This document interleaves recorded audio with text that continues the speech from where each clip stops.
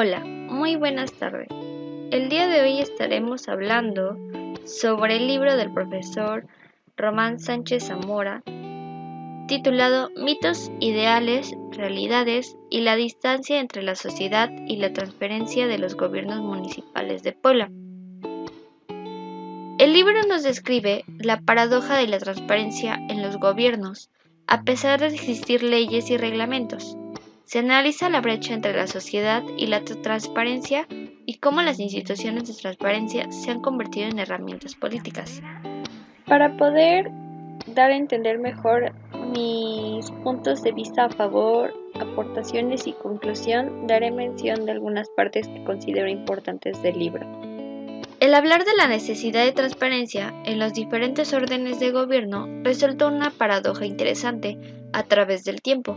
Aunque existen leyes con sus reglamentos respectivos, habría que comprobarlos desde su origen lingüístico y hermenéutico, en la formación social, para conocer su relación con la población o si se han separado en su razón primaria de la división hacia la sociedad. De la transparencia del ideal legal, el ideal de la transparencia es el lograr la participación ciudadana, pero poco a poco se ha ido tomando con interés por grupos políticos y fracciones parlamentarias. Con la transparencia se lograría una cohesión social correcta, una efectiva relación entre gobierno y sociedad, y una buena relación entre generaciones, tanto de políticos como de votantes activos e inactivos. Las instituciones autónomas de transparencia se han convertido en un órgano de interés político partidista. Si bien estas nacieron de la naturaleza de una política pública, se han transformado en programas de gobierno que deben ser tomados por la sociedad, la cual, como se mencionó anteriormente, salvo por sectores muy específicos en general, no encuentra identidad en las instancias de transparencia, en cualquiera de sus órdenes. La transparencia es un derecho fundamental, pues está contenida con acuerdos internacionales, lo cual implica que se deben tomar los criterios para su consideración por los países firmantes, mismos a los que se puede recurrir aunque no estén en la Constitución General o no sean considerados en la ley aplicable. Como ejemplo tenemos a lo que corresponde, que es el Estado de México y la Ciudad de México, que entregan legislación laboral y ligas de la red de Internet en las que se puede ampliar la información. En Nuevo León incluso otorgan recomendaciones sobre cómo consultar la información otorgada. En Puebla se impide una mayor precisión en lo que se solicita y dado que no se contestó en el tiempo por parte de los solicitantes, se echaron las dos primeras solicitudes y en Jalisco se rechazó la solicitud por falta de claridad.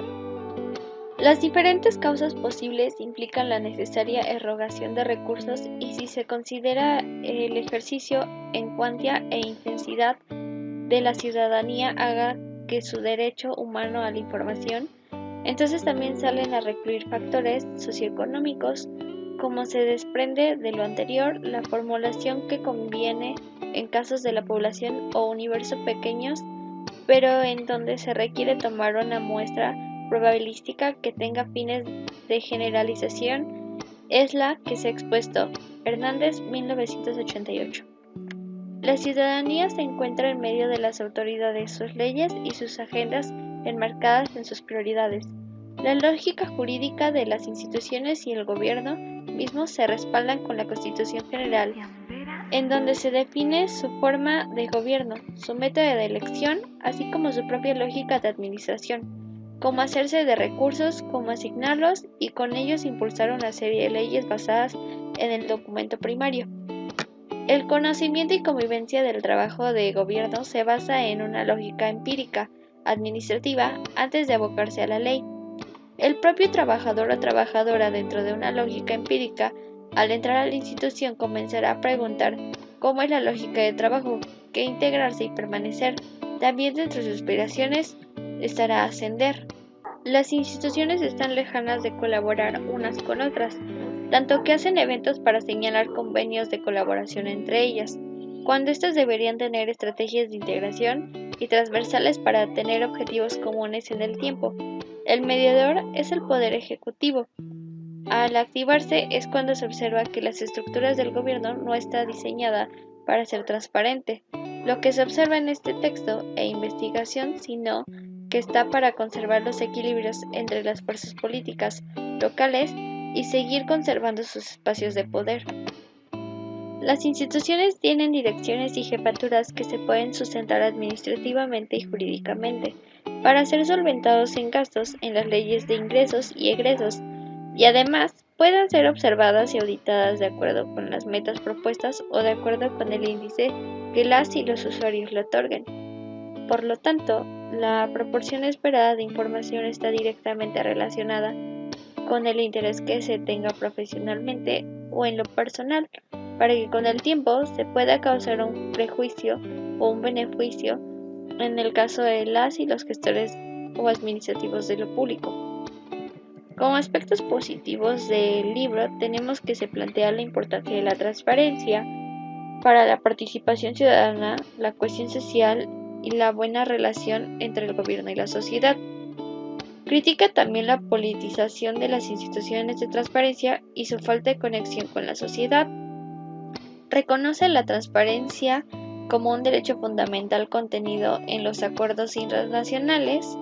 Compara las prácticas de transparencia en diferentes estados de México, destacando sus fortalezas y debilidades, como se mencionó anteriormente en los ejemplos. También destaca la importancia de la responsabilidad en las instituciones y la necesidad de que sean auditadas.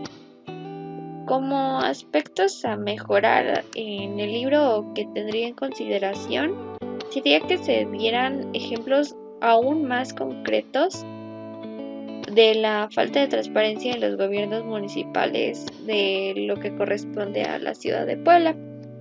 También no nos ofrece una solución muy clara de cómo mejorar la transparencia y la participación ciudadana. Y aunque el libro nos especifica que se centra la transparencia en los gobiernos municipales de Puebla, y en la situación de México, se limita su alcance a otros países. Entonces creo que sería bueno considerar hacer una mención o dar ejemplos de algunos otros países o estados para un mejor ejemplo, una mejor sintetización y se pueda ejemplificar de alguna manera o comparar lo que sucede en la situación que corresponde a México y fuera. Y como conclusión, el texto es una crítica importante a la falta de la transparencia en los gobiernos municipales de Puebla. Si bien el texto presenta algunas limitaciones, es un punto de partida para ponernos a reflexionar sobre lo que corresponde a la importancia de la transparencia y la participación ciudadana. Con esto terminaría yo el podcast de hoy. Espero haya sido de su agrado y nos vemos en la próxima.